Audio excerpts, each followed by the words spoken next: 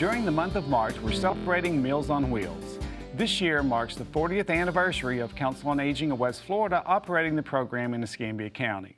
It's also the Meals on Wheels Association of America's 12th annual March for Meals campaign. Here to put a personal perspective on the program is Meals on Wheels volunteer Steve Taylor.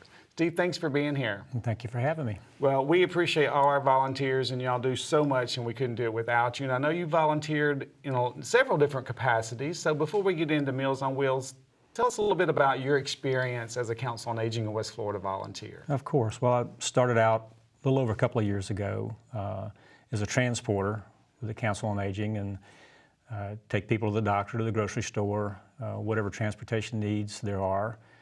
That kind of evolved into being a part-time visitor. I took on a special relationship with a lady that loved to get the newspaper and have a sweet tea, as often as she could. So drop by and check on her, and then I still do that. And about a year ago, I was asked to perhaps volunteer for Meals on Wheels, which I've been doing, as I said, a little over a year ago. Well, we were talking before we went on the air, a lot of people may have a perception that there's a huge time commitment. And tell a little bit with our viewers kind of what your response was to me about your experience of how really little time is required. Okay. Well, first of all, the Council on Aging and the Meals on Wheels department make it very, very easy. The process is very streamlined in that you go pick up your meals. Everything's ready for you to pick up. You have your list, you have a route, they provide a map. And initially I thought, it might be a 2 or 3 day commitment, and it's actually, in my case, it's once a week, sometimes every other week, and it actually takes me from the time I leave my house to the time I get home, no more than a couple of hours.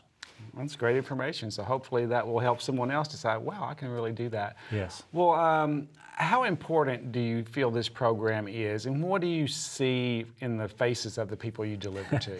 Well, as you can imagine, when you see someone on a regular basis, not only do you get to know them, but you also take on each other's personalities. And for an example, I bring a newspaper to one lady, and if I forget her newspaper, she wants to know where a newspaper is. So we have a lot of fun with that. And a lot of the recipients are, I was telling someone earlier, of the clients that I see, probably half of them are in their 90s, and I'm amazed at how healthy they are.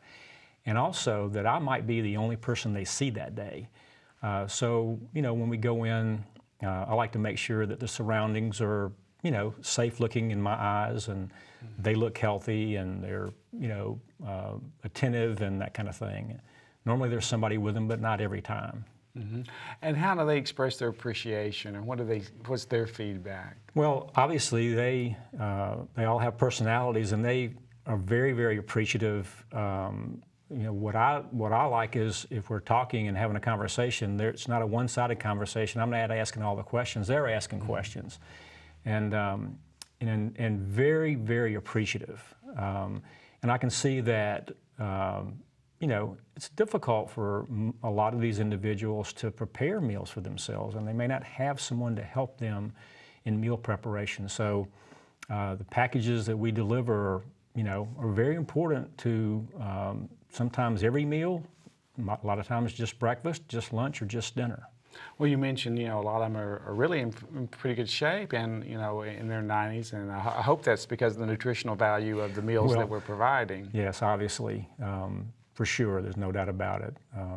I think that if they can't get out and shop for themselves, what they're getting is truly healthy and probably the kind of food that they should be eating. Mm-hmm. Well, they obviously, like you say, get a visit, get someone to talk to, so, in addition to the meals. So they're getting a lot out of it. What do you personally get out of it, or what reward do you find in volunteering your time in this manner? Well, when you ask a question like that, obviously, the give back to me is just seeing the appreciation in their eyes. We spend so much time caught up in our own daily issues, let's call them. We think we have problems, and then when you go and see someone that's basically needs to stay at home all the time, it's hard for them to get out, and then there you are, bringing them a meal, having some conversation with them, bringing a little happiness to their day. That's all you really need. Right, right. Well, if you were going to say, try to encourage some of our viewers to sign up and deliver as well, what would you say to someone who was trying to decide, oh, do I want to do this or not? Well, first of all, it's very easy. If you're going to use the excuse you don't have time, Council on Aging is too flexible.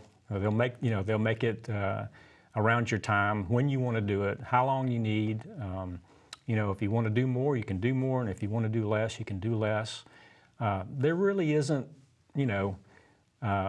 much of an excuse, for anyone that would be, if they're thinking about it. It's really a no-brainer. It's just really not that much of a time commitment. It's not that hard, and really the payback is, the service you bring to the people that receive meals from Meals on Wheels.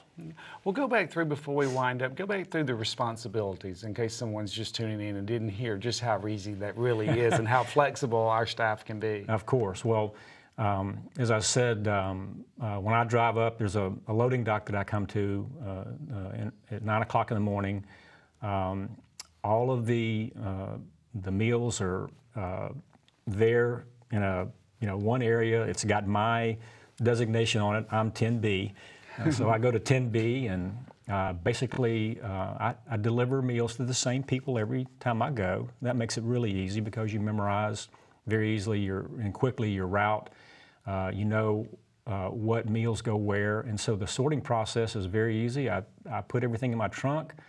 I have my route done in less than an hour, and I'm done. And there's just not anything to it. It's just not that difficult. It's not difficult at all, as a matter of fact. Well, you mentioned that you have the same route, and you mentioned a lady who likes the paper. Tell us real quick before we go, what about some of the relationships that you've developed with some of these people? Well, they obviously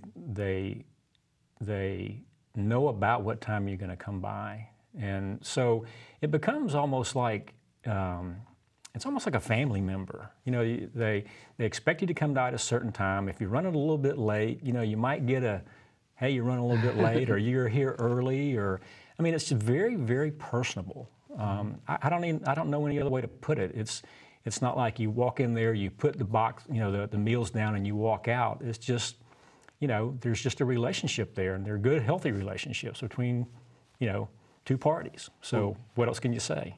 Well, you've said it all, and thank you so much. We really appreciate all that you do, and just thank you very, very much. Of course.